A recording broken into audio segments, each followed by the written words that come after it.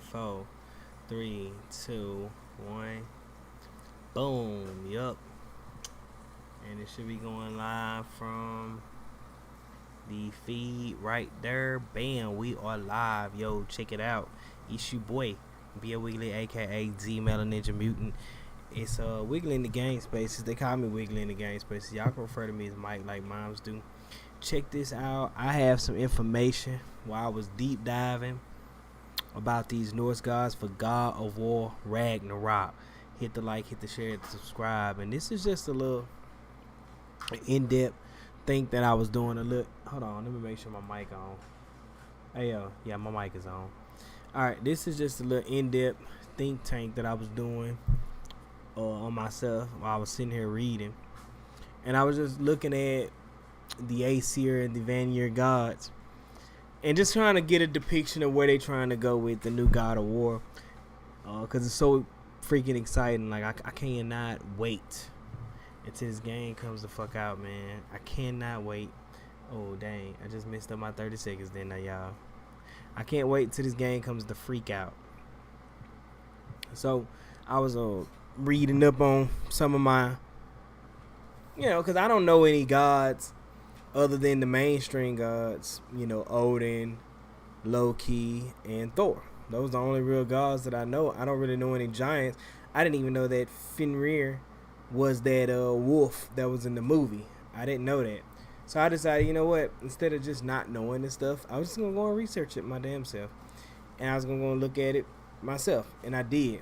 And what you see on the screen here is probably the most interesting thing that I found so far within this moment of research that I had to come and just share it with y'all.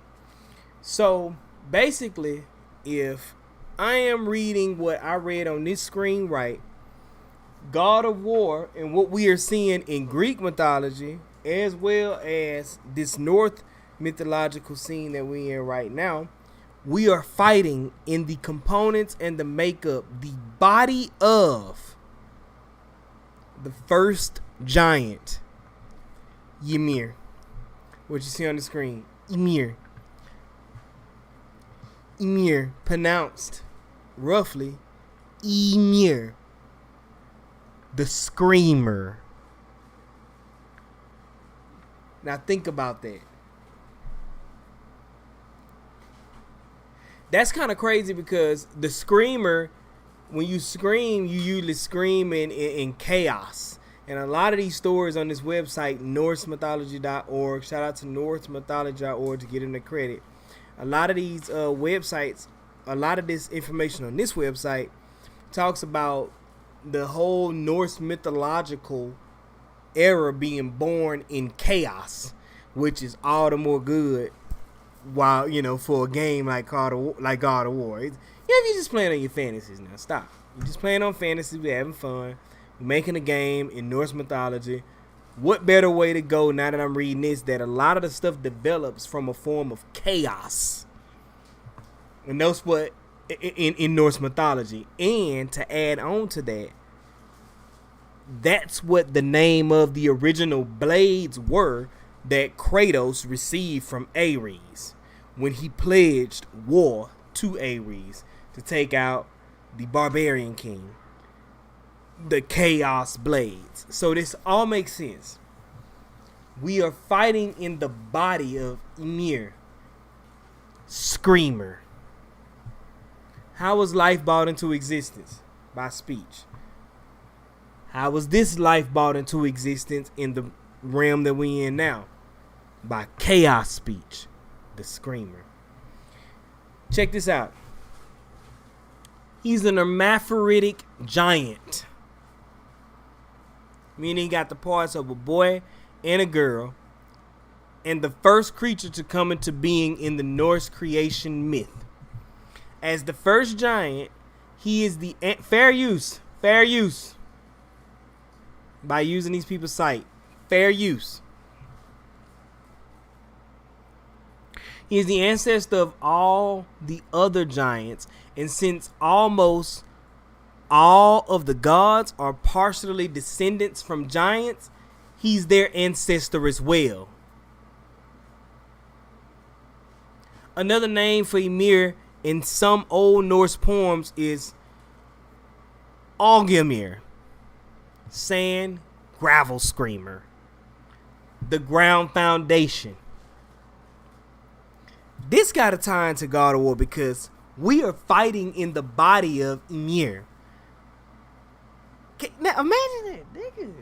That is too fucking real. Like, oh my God. And if they keep it in context toward letting this realm play out what this realm plays out and only seeping a bit of this realm into the Greek, or what I hope Kratos will go to, the Egypt realm, only seep out a little bit of that, but keep it within this realm. Because watch what I'm going to read to you, how you know that these people are about to make a game that's about to shake the freaking world. I'm trying to tell you, this game is about to be earth shattering because it talks about gods. It talks about gods of different realms. Right now we in the set and placement on the internet where we're talking about different life forms in the air, different spiritual body beings, different energy being outside of us. And then these guys come with one of the greatest games ever and traverse from the Greek mythos to the Norse mythos, which in succession, let me see if I can go back to this, because this was pantheons and gods. Let me see, hold on. Anyway, here it is right here. Here it is right here on the screen.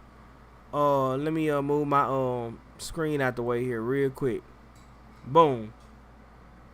It say Greek mythos started between 750 and 500 BC. Norse mythos picked up at 800 BC. Let's look at see what Egyptian gods. Let's see what time period they picked up, because I really think that Santa Monica is about to take this thing to the Egypt gods later in time, but that's too real. Fact, fucking Anubis, man. Picture God of Kratos fighting Anubis, King Tut. Man, stop. Hold up. We can't get him that right now. We got to get him the Norse gods, because Assassin's Creed, they running with Valhalla right now. They got Brawlhalla out. You gotta. What I learned about the industry is you gotta stay in the motion and the mode of what the energy of the industry is moving like. You gotta fight in, the salt. You need to fight in the energy and the motion and the mode of what the industry is like at the moment. So I appreciate them going in the motion of what what's playing out. But check this out. We're finna wrap this up because I just wanted to show y'all this little bit. Oh, let's look at Egyptian gods. Let's look at that. When they come about. They say they come about damn near 2,000 years later, 2,500 years later, 31 BC. That's when the Egyptian mythos start. So Kratos gonna be an old god by that time if he does come, because both the Greek and the Norse mythos was before the Egyptian. Now let's read this so we can get through this. According to the medieval Icelandic scholar Snorri Sturluson, Ymir was born when fire from Muspelheim and the ice from Niflheim met in the abyss, Gnapgagok. Ymir was suckled by the cow at Humla for his nourishment. When he slept, several other giants were conceived asexually in Ymir's hermaphroditic body and spontaneously sprang from the legs and the sweat of his armpits. This looking something like Mechades coming from Artemis in Greek mythology. How he was born from a headache of Artemis in Greek mythology. How Mechades was born from the headache of Artemis. Adhuma received her nourishment from a salt lick as she licked a being named Buri. And the first of the Buri, he's the first of the Aesir gods, which is Odin's line. Watch this. Of the Aesir gods, was freed from within the salt. Hold on.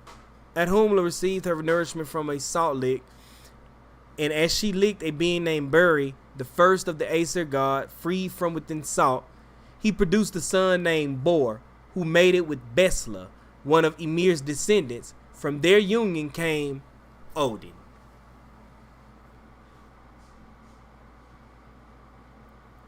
You could be possibly traversing the field with Bor, Besla, or two of Odin's brothers, Vili and Ve. This could go several directions, but I gotta get to this. The divine brothers then slew Ymir and fashioned the cosmos from his corpse. As one of the poems in the poetic Edda Grimnisal, the Song of the Hooded One, words it, from Ymir's flesh the earth was created, and from his sweat the sea. Mountains from bone, trees from hair, and from his skull the sky, connotating the domular shape that we have over the essence of earth that we live in this Midgard we live in. And from his eyebrows the Blythe gods made Midgard, home of the sons of men, and from his brains sculpted the grim clouds. Now watch that. Now watch this. Hold up. Let me see if I can get to. That's how you know right here. Then the divine brothers then slew Ymir, Vili and Ve, slew Ymir and fashioned the cosmos from his corpse. So we basically fighting in the body of Ymir. What could possibly happen with the god Ymir in the God of War series? Somebody gotta tell me this.